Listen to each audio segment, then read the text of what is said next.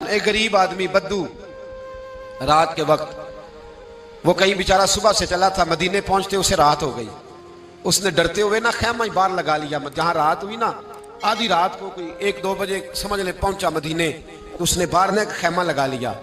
बीवी उसकी उम्मीद से थी, बच्चे की विलादत का वक्त करीब आ गया, बीमार हो गई, उसने खैमा लगाया। बीवी अंदर है, हजरत उमर फारूक गश्त पे थे रात को, साथ एक गुलाम था। हजरत उमर फारूक रज़ी अल्लाह तआला अन्हु कहने लगे वो आग जल रही है थोड़ी सी, पता करो कौन है। तो आपका गुलाम पता करने गया तो बद्दू ने डांट दिया, कहने लगे जाओ तुम्हें क्यों बताऊं। हजरत उमर खुद गए, कहने लगे मुसाफिर भाई बता तो सही। कहने लगा जी छोड़े, मैं आपको क्यों बताऊं, मैं कौन हूं, कैसे आया हूं। फरमाया खैमे के अंदर से कराहने की आवाज आती, कोई दर्द से चीख रहा है, बता हमें बात क्या है। कहने लगा जी मैं फलां बस्ती फलां इलाके का एक गरीब हूं, अमीरुल मोमिनीन उमर फारूक से मिलने आया हूं और रात हो गई है तो यहाँ खैमा लगाया है, सुबह मैं उनसे मिल के चला जाऊंगा। तो रात को तकलीफ देना पसंद नहीं किया, तो मेरी बीवी उम्मीद से थी, अब बच्चे की विलादत का वक्त करीब है, पास कोई नहीं। हजरत उमर कहने लगे तू ठहर, मैं अभी आया।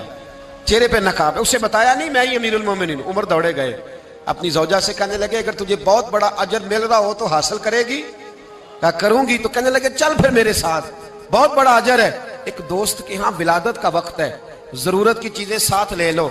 उस औरत ने थोड़े दाने ले लिए, घी ले लिया। हजरत उमर से कहने लगी लकड़ियां इकट्ठी कर ले।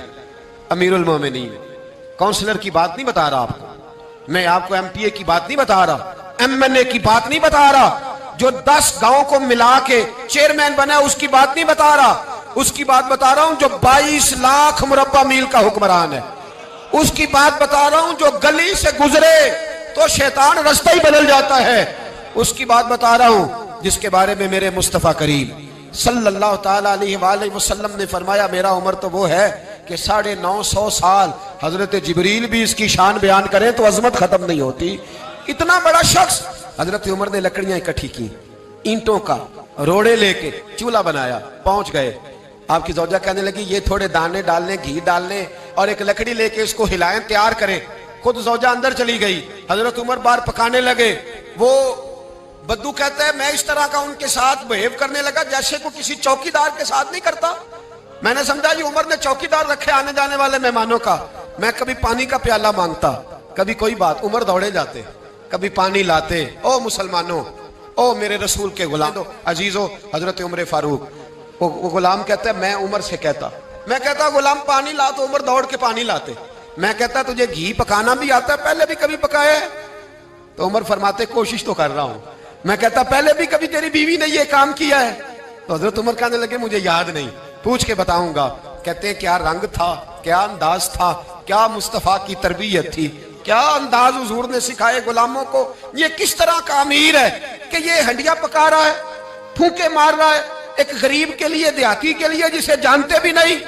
अंदर उस शख्स की बीवी के यहाँ बेटा पैदा हुआ तो हजरत उमर की बीवी अंदर से बोल के कहने लगी अमीरुल मोमिनीन मुबारक हो, आपके दोस्त के यहाँ बेटा पैदा हुआ है। जब कहा ना अमीरुल मोमिनीन मुबारक हो, तो वो शख्स कहता है मेरे हाथ कांपने लगे और मैं इस तरह दौड़ा कि मेरी पगड़ी गिर गई। मैं दौड़ा तो उमर ने बुलाया, कहा किधर जाते हो? कहने लगा आप अमीरुल मोमिनीन है, आप अमीरुल मोमिनीन, आप उमर हैं, कैसर किसरा जिसके नाम से कांपे आप वो है, जिसे मुस्तफा ने दुआ मांग के अल्लाह से मांगा वो वाले उमर है आप, जिसके लिए अलीउल मुर्तजा फरमाते हैं मैं रोज दुआ करता हूं वो वाले उमर है, जिसके बारे में अबू बकर सिद्दीक ने फरमाया था कि मैं अल्लाह से कहूंगा मौला जो तेरे महबूब की उम्मत के हक में सबसे बेहतर था मैं उसे खलीफा बना के, वो वाले उमर है। उमर अमीरुल मोमिनीन की बीवी वो तो खातून अव्वल होती है, वो तो मलका होती है, और तेरी बीवी दाई बनकर एक गरीब के बच्चे के पास बैठी रही विलादत के वक्त। उमर अमीरुल मोमिनीन होके तेरी दाढ़ी सारी धुएं से भर गई तो ड्यूटी करता रहा। तो सैयदना उमर रो पड़े और उस बद्दू को सीने से लगा के कहने लगे तुझे पता नहीं तू कहाँ आया है, इस शहर का पता है? उसने कहा हुजूर कहाँ आया? फरमाया ये मेरे नबी का मदीना है, ये मुस्तफा का मदीना है, यहाँ अमीरों का इस्तकबाल नहीं होता, यहाँ गरीबों के इस्तकबाल होते।